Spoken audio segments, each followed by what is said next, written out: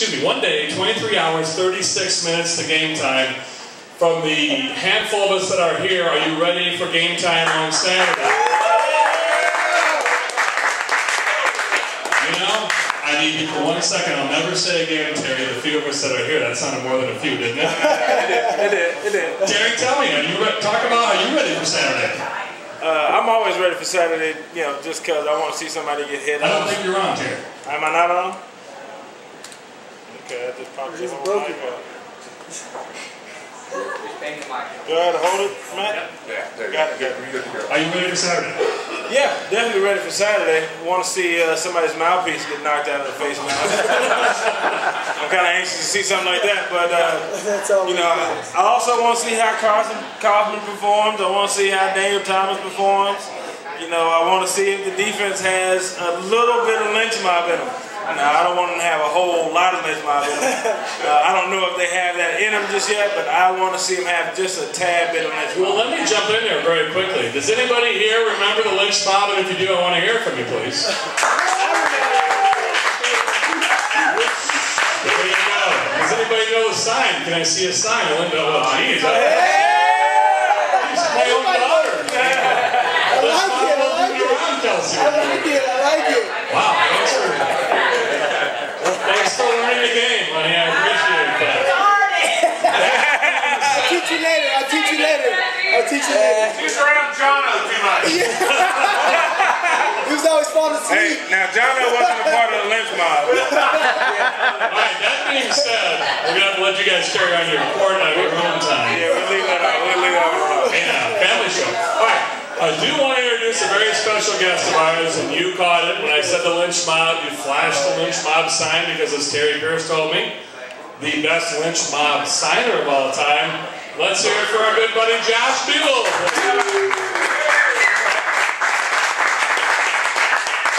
And John, as I mentioned to you last week, and now this week, thanks for doing it again, he doesn't have a Michael Bishop jersey on, Josh. He has a Josh Buell jersey.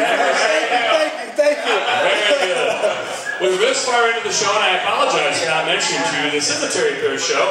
I'm your host, Dave O'Hara. Not as most of you think, I'm not Mike Golick. I am Dave O'Hara. Terry Pierce's show here, and every Thursday we are at Kites. We are gonna. That's the mic. Okay. Whoa.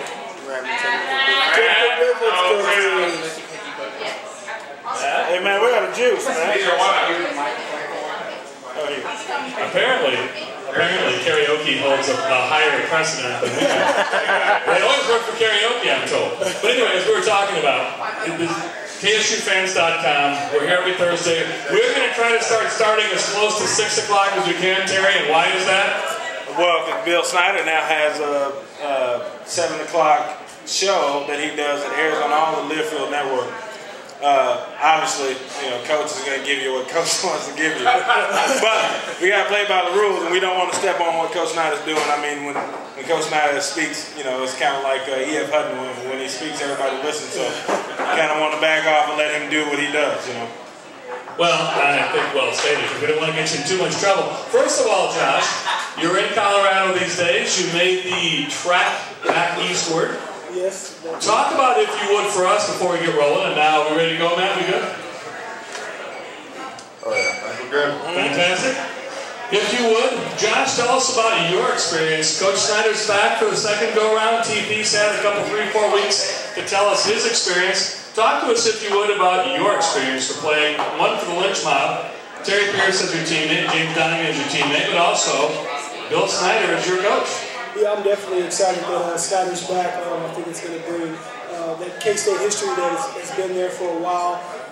It was a pleasure playing for him, difficult playing for him.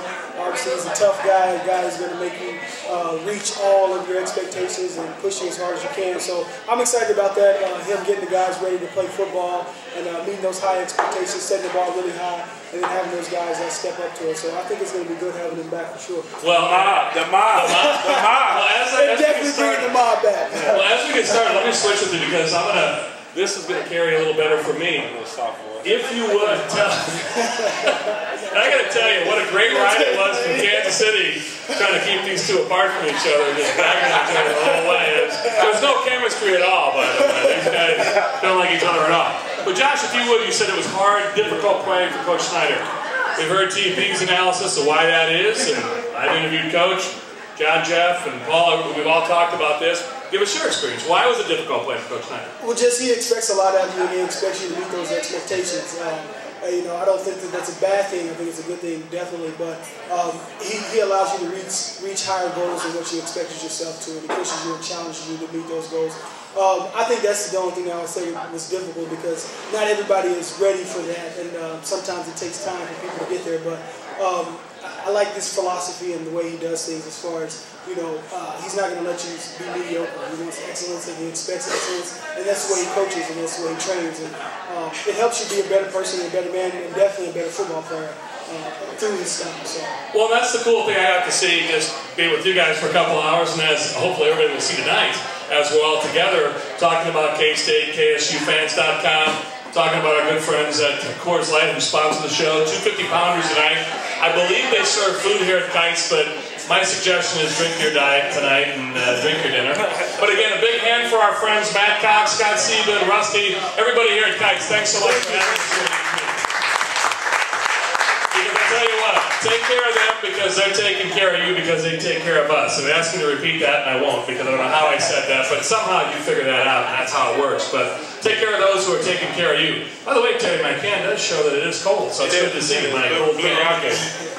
First of all, Josh, when we look at what the season looks like, and we got Terry's analysis last week, and he gave a prediction for us.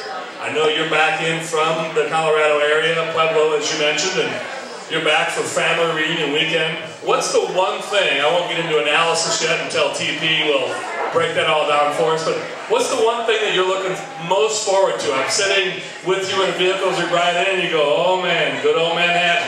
Talk about it as you laugh. What are your thoughts as you come back in after a couple of years? What are your thoughts as you go back into Manhattan? Basically, you know, I just want to be able to see that fan support and that excitement of the games like we used to have back in the day. With the lynch mob, for sure, you know, that was one thing that was always known, that the defense was going to come out and play, and you were going to have to earn every inch.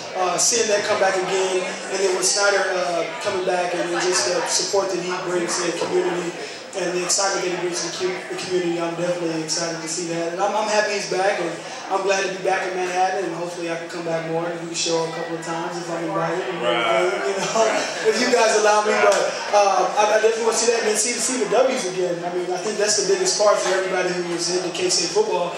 I want to see us at the top of the Big 12 like we used to be, and get back up there to compete for the Big 12 championship. And then obviously you got cut off. That's what you needed to be cut off. You needed to be cut off. Mike, I don't know what's up. Hey, but I actually do. I'm gonna hand him the mic in just a second. But I actually have one question for old Josh Bueller here, and that is, how in the hell did you ever get more tackles than Terry Pierce? I mean, it's crazy. It's crazy to think about it, and I know we got people thinking about it right now.